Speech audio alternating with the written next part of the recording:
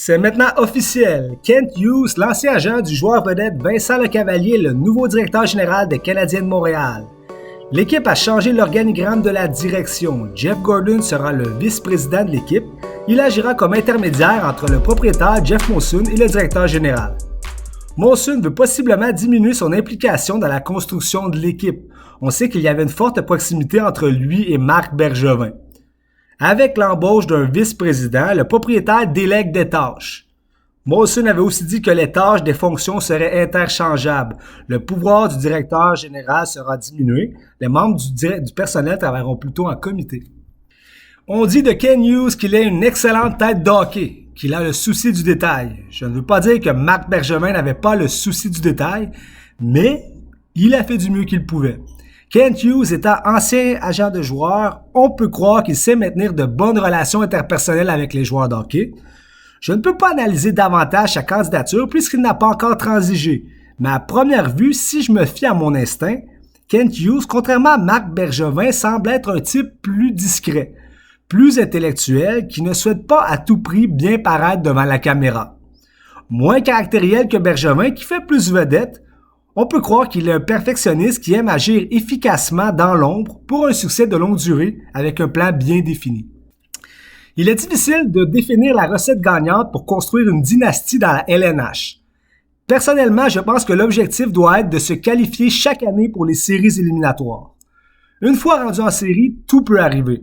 On le constate lorsqu'on observe les Canadiens occuper le dernier rang de la LNH cette année, alors qu'ils se sont rendus en finale de la Coupe Stanley l'an passé. Je ne crois plus que de se baser essentiellement sur le repêchage est une bonne stratégie. Le repêchage est une science inexacte et plusieurs jeunes repêchés dans les 5 premiers ne deviennent plus des joueurs d'impact. On pense à Galchenyuk et Kotkaniemi, repêchés 3e. Lorsqu'on observe les premiers choix des cohortes des 5 dernières années, on remarque que même les premiers de classe ont de la difficulté à s'établir comme joueurs d'impact. Il faut reculer en 2016 avec Austin Matthews pour voir le dernier joueur de concession à avoir été repêché. Selon moi, ce qui fait le succès d'une équipe, c'est d'avoir eu une très mauvaise saison lors d'une année de repêchage qui comporte de jeunes prodiges. C'est donc le facteur chance encore. Malheureusement, pour les Canadiens, on dit que celui qui est destiné à être le premier repêché en 2022, Shane Wright, n'est pas un joueur dominant à la Matthews ou Marner. On peut espérer mieux avec Connor Bedard en 2023.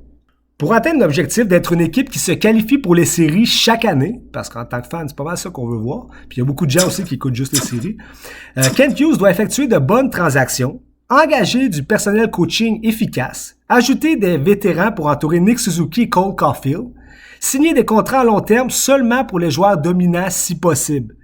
Il devra racheter des contrats de trop longue durée signés durant la dernière année par Bergevin pour des joueurs moyens comme Joël Armia, David Savard, Mike Hoffman.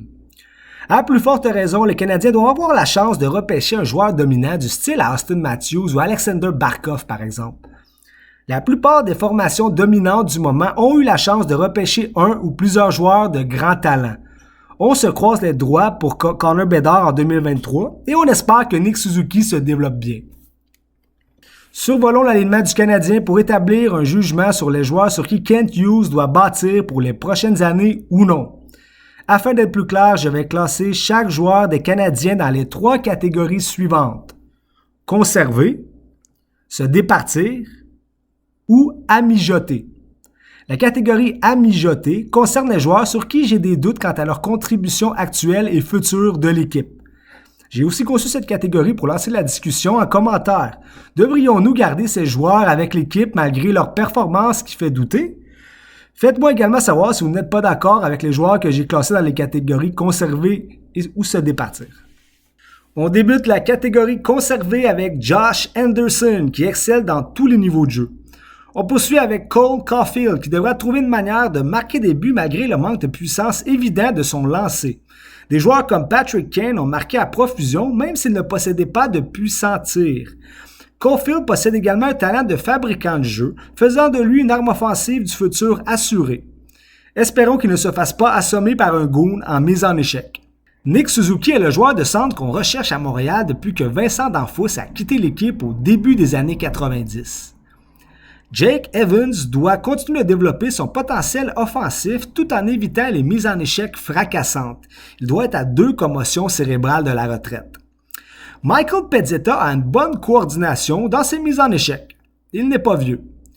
Ryan Poehling semble enfin devenir un centre de troisième ligne minimum. Alexander Romanov est un jeune défenseur robuste, de même pour Joel Edmondson à qui il reste quelques bonnes années encore à 28 ans.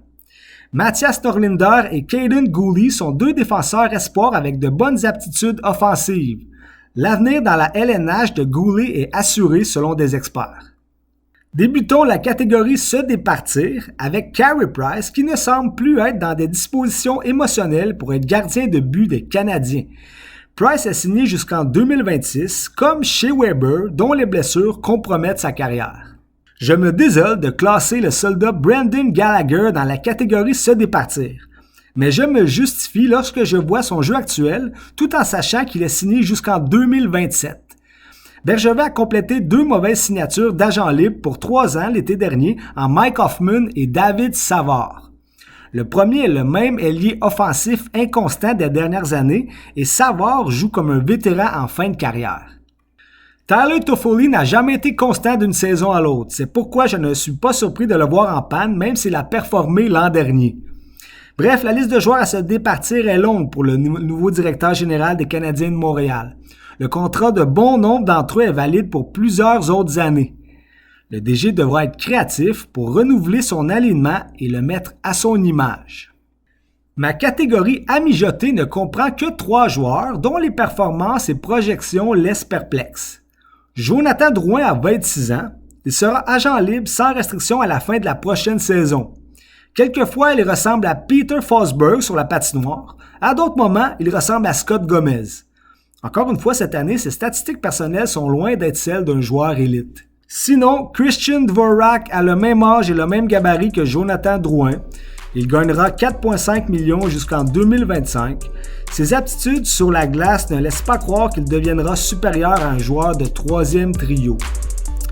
Jake Allen est un bon gardien de substitut à court terme. Son avenir avec l'équipe dépend du rétablissement de Carey Price et du développement de Caden Primo.